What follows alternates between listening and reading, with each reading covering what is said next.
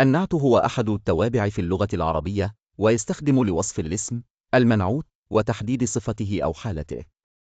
يتبع النعت المنعوت في الإعراب، ويوافقه في النوع، التذكير والتأنيث، والعدد، المفرد، المثنى، الجمع، والتعريف والتنكير. أركان النعت: المنعوت، الاسم الذي يتم وصفه. النعت، الصفة أو الوصف الذي يحدد أو يشرح المنعوت. أنواع النعت: النعت الحقيقي هو النعت الذي يصف المنعوت نفسه مباشرة.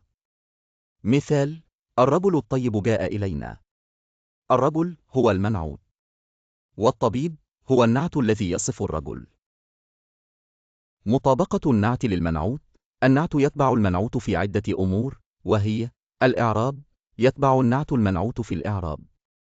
إذا كان المنعوت مرفوعا يكون النعت مرفوعا، وإذا كان منصوبا يكون النعت منصوبا، وإذا كان مجرورا يكون النعت مجرورا. مثال: رأيت الولد المجتهد منصوب، مررت بالولد المجتهد مجرور.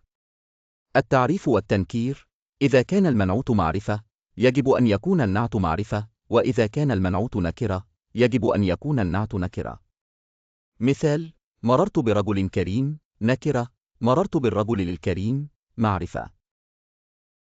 التذكير والتأنيث: إذا كان المنعوت مذكرا يجب أن يكون النعت مذكرا، وإذا كان المنعوت مؤنثا يجب أن يكون النعت مؤنثا.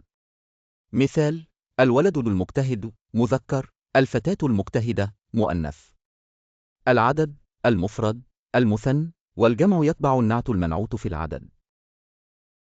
مثال: الطالب المجتهد مفرد، الطالبان المجتهدان مثنى، الطلاب المجتهدون جمع. أمثلة على النعت: هذا الكتاب مفيد. النعت مفيد يصف الكتاب. رأيت سيارة جميلة. النعت جميلة يصف السيارة. الطلاب المجتهدون فازوا في المسابقة. النعت المجتهدون يصف الطلاب. النعت يستخدم لتوضح خصائص أو صفات.